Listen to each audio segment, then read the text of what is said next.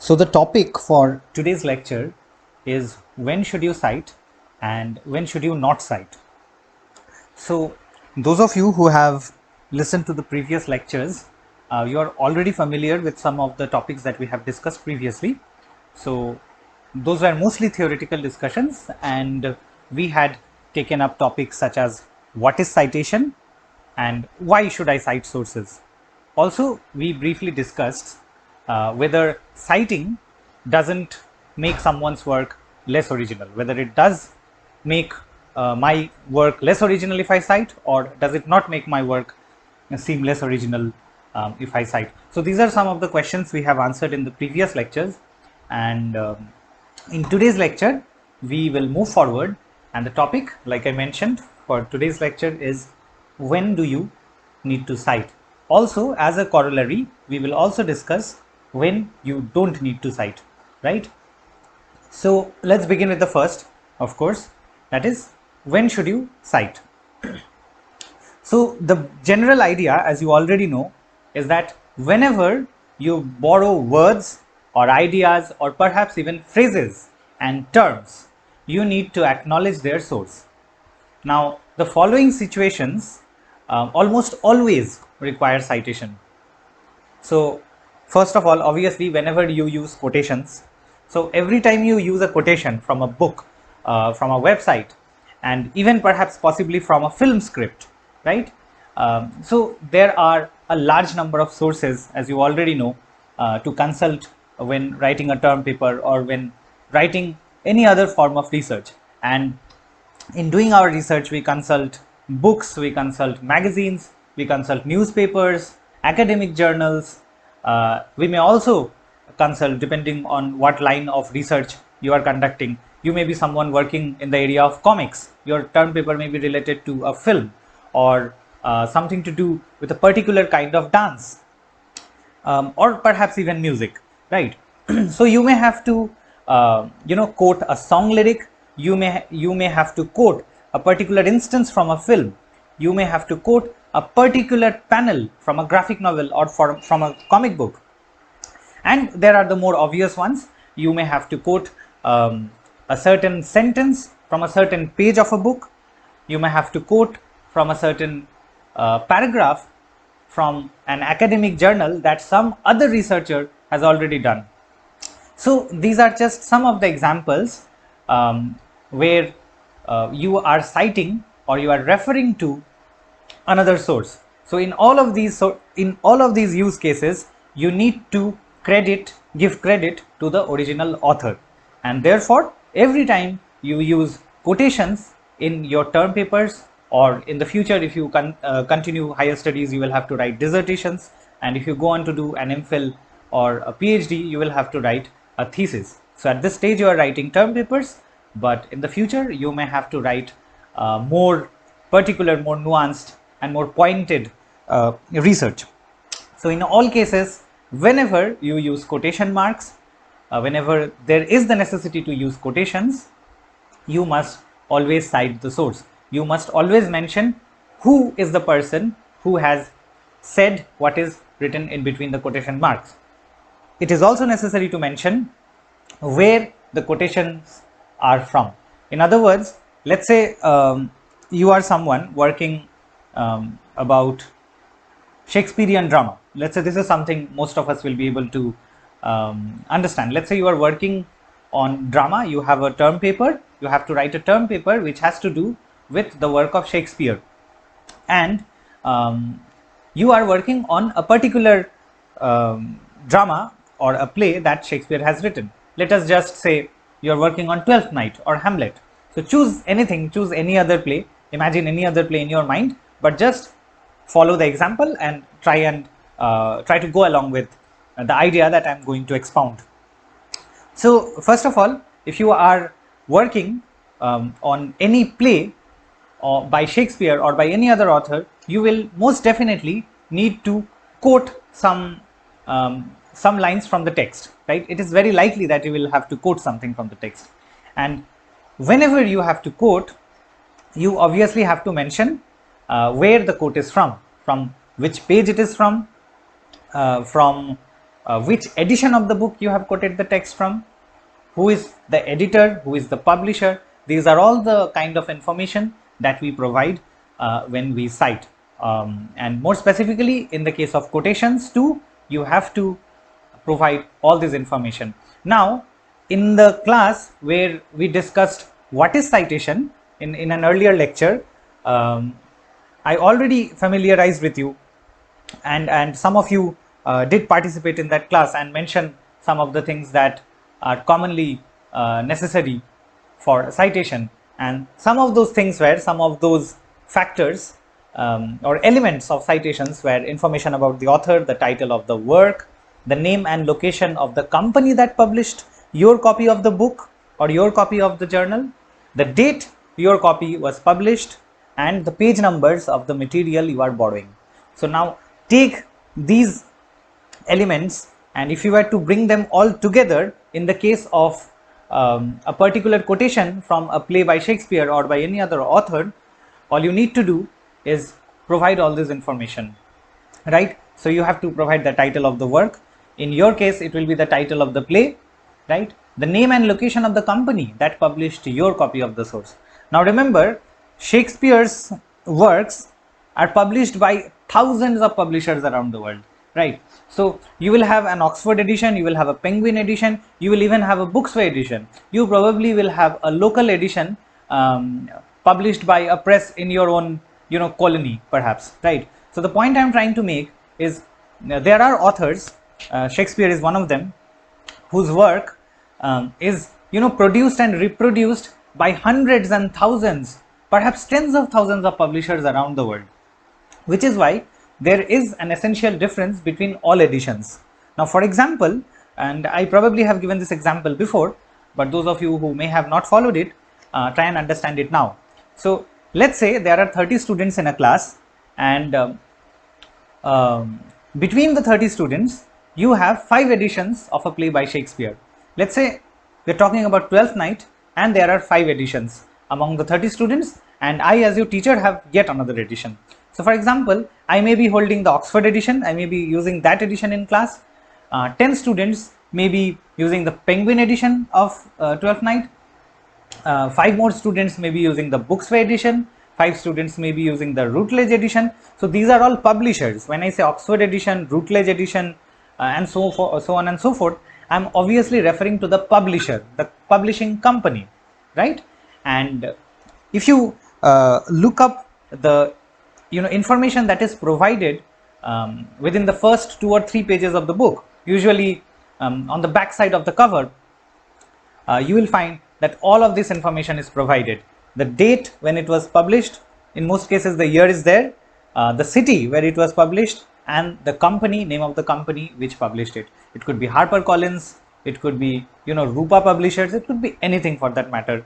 Now one thing that is important here, and this is more related to publishing than with citation, is that you have to keep in mind there are works of literature, not just works of literature, there are writings whose copyrights have expired, right?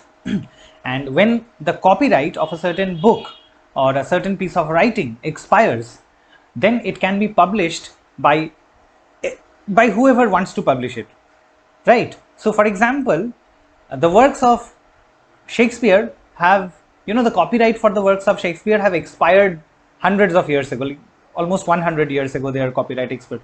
Even the works of Rabindranath Tagore are all available in the public domain for free, which means that their copyright has also expired. So this has there is a difference between countries as far as the amount of years during which the copyright is active. So in some countries it is 20 years, in some countries it is 100 years, right? So that is always a factor. But the point is, if I take the example of Shakespeare or Rabindranath Tagore, whose works are now freely available, I can choose to publish them, or you may choose to publish them as well. So now, what do you have? What kind of a situation will you fall in if you have hundreds of editions of a text? If you have one play by William Shakespeare, 12th Night, and all of the editions will obviously have the same text, but these are texts which have been published in different cities, which have been published by different companies, and the page numbers of certain quotations appearing in the book will also be different. So if I am using the Oxford edition and I am trying to quote a certain line from the text, in my book it may appear in page number 12, and if you are using the Penguin edition, in your book it might appear, the same quotation might appear in page number 14, right? And these days with digital publishing, these things have become ever more flexible, right? So these days we have Kindle edition, we have EPUB publications, right? We have different formats, digital formats. PDF is yet another format that you must be familiar with. Now you might be wondering, sir, can I cite a PDF? Of course you can, and those are some of the things we will look at later.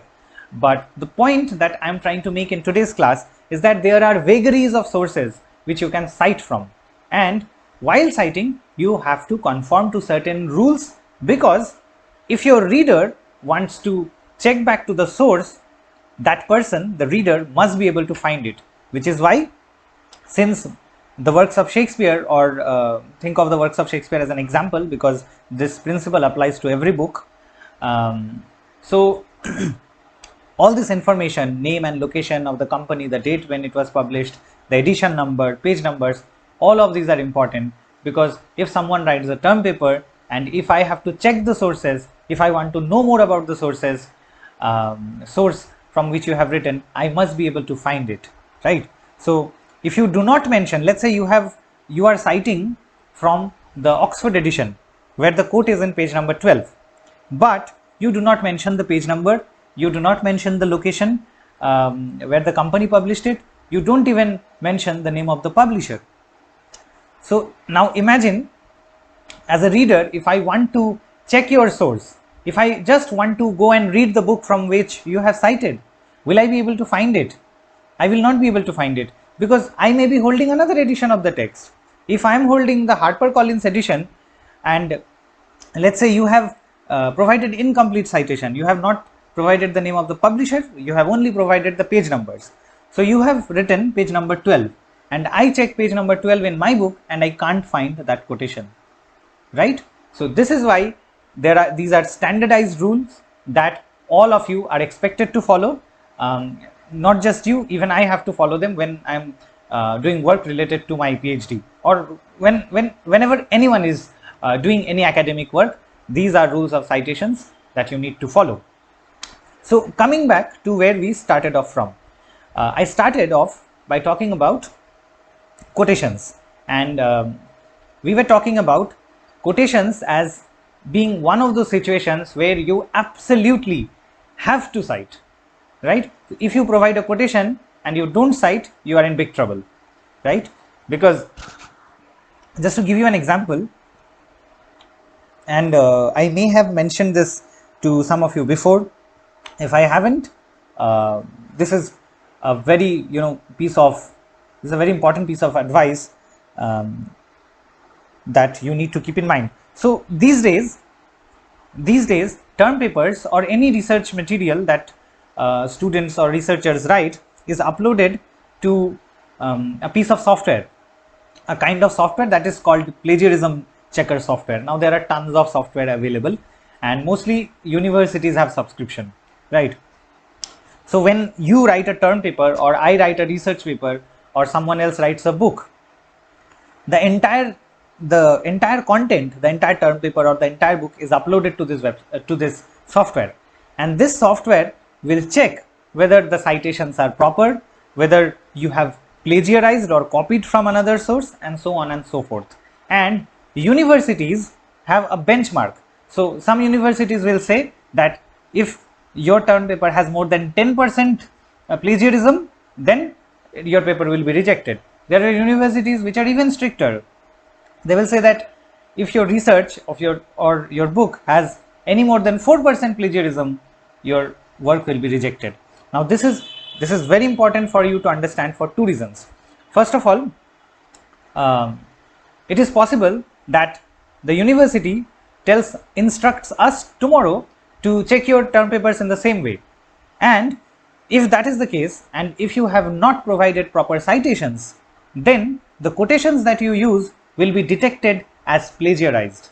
So see the big difference here. So the moment you provide citations, the software will detect it as not plagiarized. The software will think that yes, this person may have quoted from another source, but he or she has also provided credit. But if you do not provide proper citation information, then the software automatically detects it as plagiarized. So you see the difference. So imagine you wrote a term paper which is 1000 words long, right? You wrote a two or 3 page term paper, the total amount of words, total number of words amounting to 1000. Now in your 1000 word paper, you have quoted 100 words, right? So you have quoted some lines directly from 12th Night or any other play, and then you have added some quotations from researchers and scholars that you have come across while preparing or writing the term paper and you have not provided citations. So when this gets uploaded to the software thinks that you have plagiarized. Since you have not given credit, it will think that you are plagiarized. And imagine 100 words that you have not cited out of 1000 words. Already 10% of your paper will be detected as plagiarized. And inside your paper, other than the quotations, if you do not cite words and terms properly, that plagiarism count will go higher and higher. So it is possible that the university tells us to follow these instructions and to upload your term papers on a piece of software tomorrow, right? We do not know that. Naturally, you should be prepared for that. Now the second one is more long term, because I'm sure some of you will go ahead, I hope most of you go ahead and pursue higher studies, do a master's or whatever comes after this. So if you go for a master's program, you will definitely have to write a dissertation. And what is a dissertation? It is a more complex and longer form of a term paper. And in term paper, you take a lot of liberty. You all surely know that because we allow you to take a lot of liberty. And when I say you take a lot of liberty, I mean that much of the time you are not providing proper citations, much of the time you are paraphrasing without giving due credit, much of the time you are not following a lot of instructions that are otherwise necessary, right? And even we are not entirely strict about it, right? So the blame is not on you. I'm not saying that you are not doing it and you should do it from tomorrow.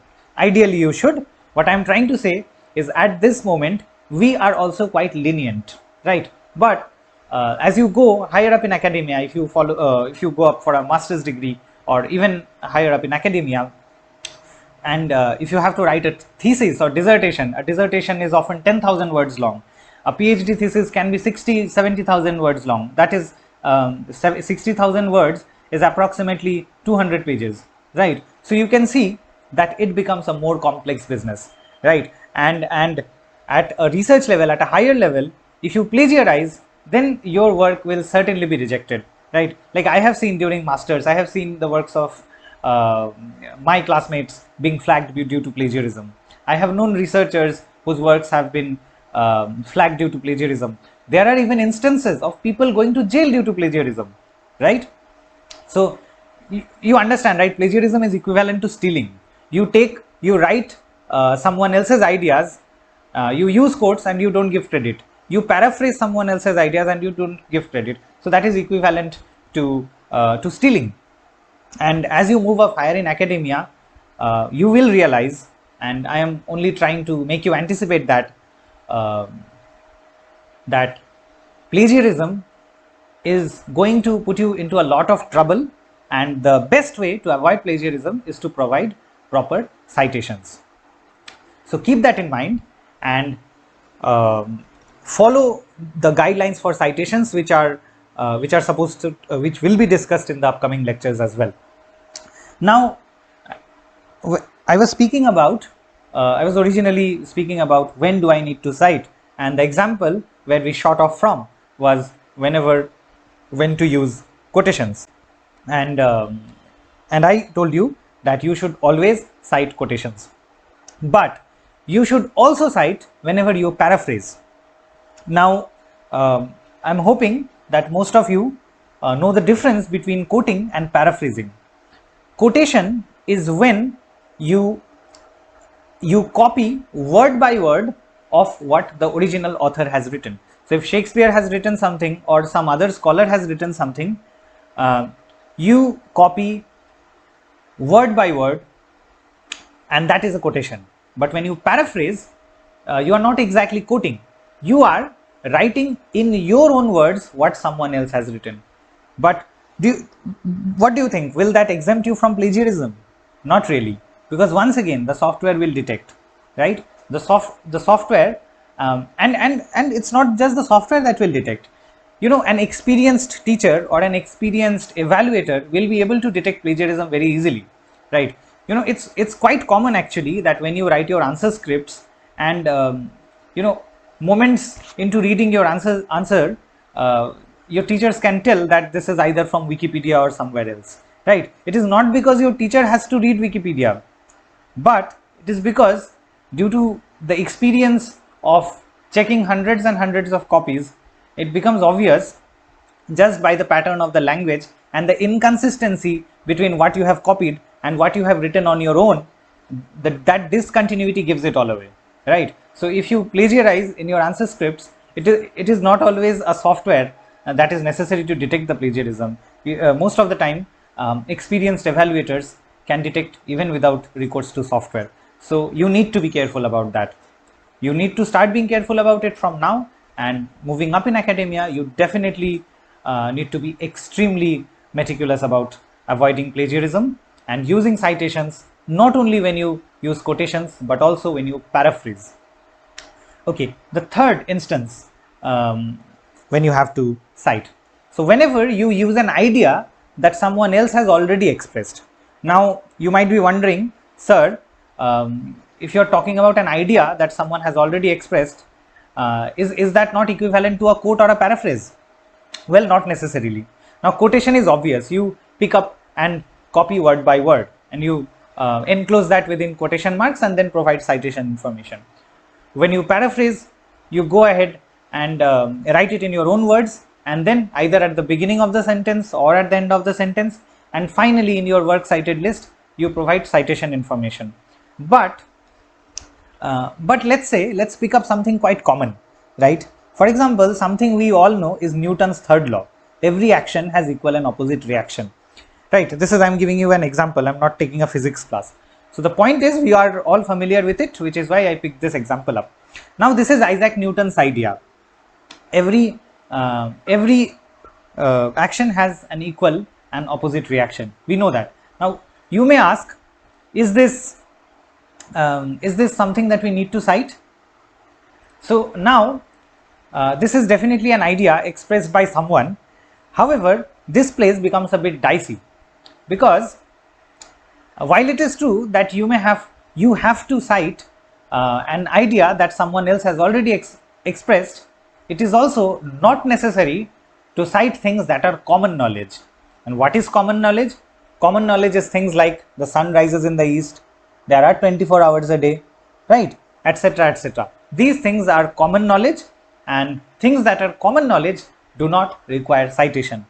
Now Newton's third law is common knowledge, which is why even if you don't cite it, it is not going to get you into any trouble. However, let's say you take up some other theory. Let's say you are talking about, and this is an example you will probably not be familiar with.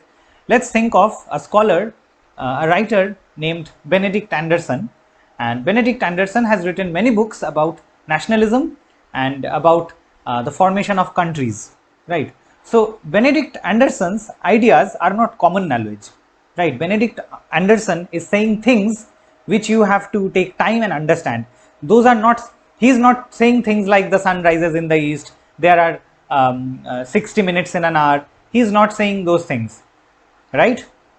He is not saying things like human beings breathe in oxygen and breathe out carbon dioxide. Those are common knowledge. What Benedict Anderson says in those books is not. So whenever you cite his ideas, maybe you are paraphrasing or quoting, or simply putting in his ideas, expressing his ideas in your term paper, you must cite. So understand the difference between common knowledge and ideas that are not common knowledge. If something is common knowledge, then you do not have to cite. And if you are confused, let's say you are writing a term paper and you cannot decide whether something is common knowledge or not, then the safest thing to do is to cite it, right? If you're not sure, just go ahead and cite it, because if you cite something that is common knowledge, that is not going to create any problem. But if something is not common knowledge and you don't cite it, that is going to put you in some hot water, right? So keep that in mind. One of the guidelines or rules of citations. All right, let's look at the next instance. The next instance is whenever you make specific reference to the work of another, right? Now, what do I mean by specific reference to the work of another? All right, so let's say you are citing something from a newspaper. Let's say you are researching, let's say you are writing a term paper on Frankenstein, and while researching on Frankenstein, you want to write about all the comic books and cartoons in which Frankenstein became a character, appeared as a character. And in doing so, you will have to refer to a specific episode of a cartoon series, or a specific panel of a comic book, or maybe a newspaper article where you came across some information about Frankenstein. Now, this is a very specific case, right? This is a very specific case because let's say a TV series has 3 seasons, with each season having 24 episodes. Now, the Frankenstein episode happened in season 2, episode 4. So when you cite, you have to provide that very specific reference. Now, if it's a comic book, let's say you want to cite something from a comic book, and you know that on a certain comic book, in page number 15 of the 1975 edition, this Frankenstein character said something in the 4th panel. Okay, so this is once again a very specific reference that you have to give citations for. Hopefully, I was able to drive the message through. So finally, we will look at one more instance where you need to cite, and this is whenever someone else's work has been critical in developing your own ideas.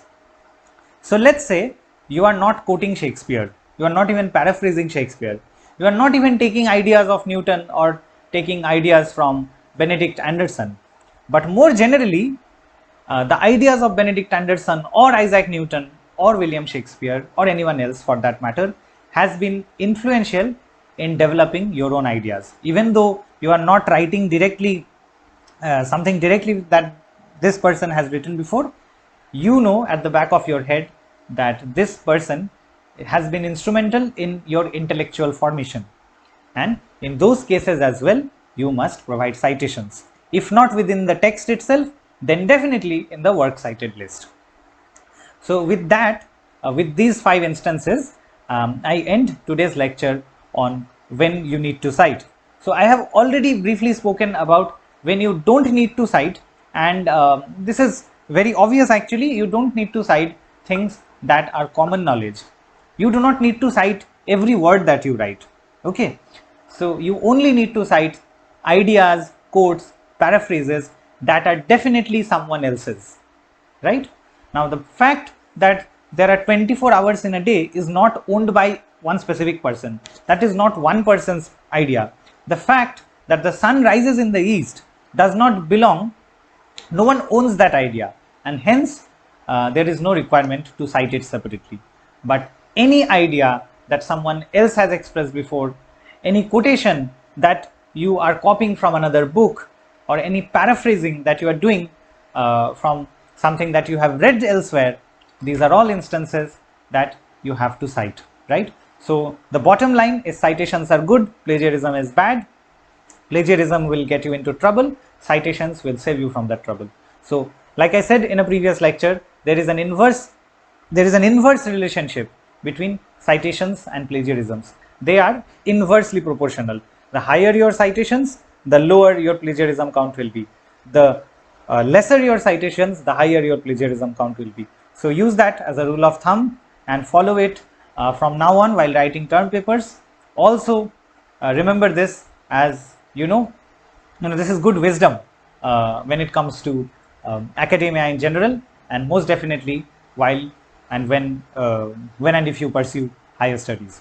So I will end today's lecture here, and as far as citing sources are concerned, we have completed most of the theoretical discussions that I wanted to do, and from the next lecture onward we will look at specific instances and how to cite specific kinds of material, how to cite a book, how to cite a film, how to cite a comic book, all of these things, even perhaps how to cite a painting. These are all things that we are going to look at in the next classes.